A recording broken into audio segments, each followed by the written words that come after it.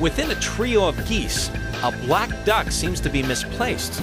He decides to quickly leave his newfound friends just before the shooting starts, but he has nothing to worry about as the special late season hunt is for Canada geese only.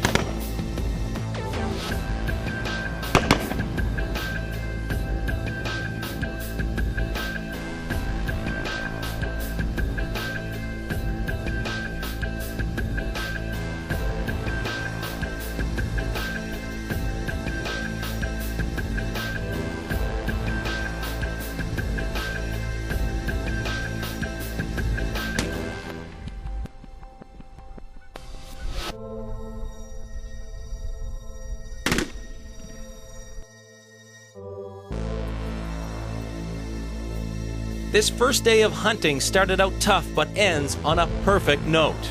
The hunters have their arms full of birds, and the smiles on the faces show that they have had a great time. Even though there is still one day of hunting left, the adventure has already proven itself a great success.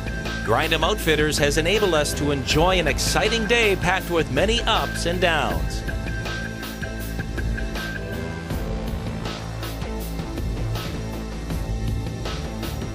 The large spread is picked up by the team. The decoys are carefully stored away in travel bags for their expected use the next day. A good night's rest will allow our sportsmen to regain their strength, weakened by a long day spent in the cold.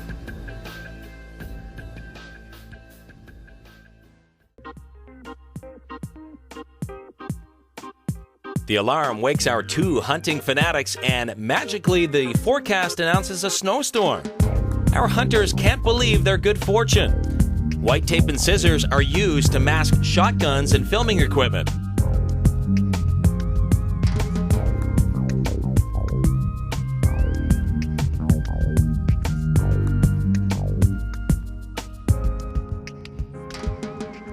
The snowflakes slowly begin to cover the ground as our team heads out to a field a little more than a half an hour north of Port Dover.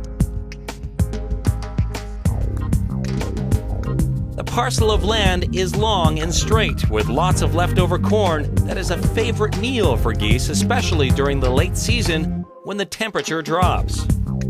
The melting snow conditions compel the guide to opt for the erection of two natural blinds constructed under a small line of trees. In addition to the decoys, the dog's blind is installed, and this time it is here to stay. The decoys are arranged in front of the blinds under the supervision of our two guides. As we place the decoys on the snow, they become extremely visible from long distances because of their sharp contrast against the white field. As hoped, the snow brings with it some birds. Unfortunately, no one bothered to tell the ducks that they were not welcome unless they brought geese with them. Several flocks of mallard and black ducks taunt our hunters by hovering just above the decoys. One might believe they are well aware that their season is over and they cannot be touched.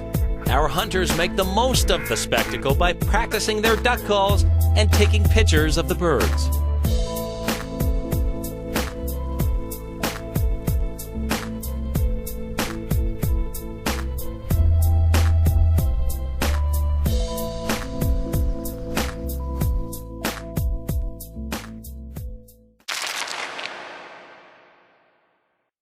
From far away, the calls of Canada geese can be heard through the fog.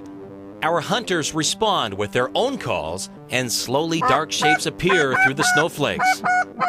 The birds head straight for the decoys without a care in the world.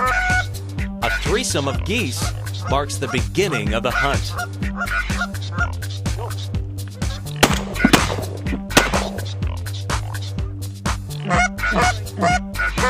The snow prevents the flying birds from seeing clearly and detecting the weak spots in the hunter spread.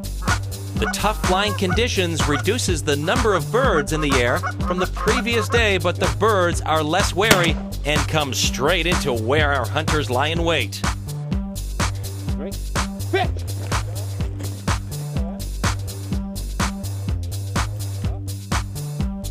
Good boy. Here. Good. Drake John's Labrador has put on his winter snowsuit and blends in well with the snowy conditions. He ensures the recovery of the birds to Jose and Mark's great pleasure, who are warm and comfortable in their blinds. When he is not in service, Drake lays in wait in his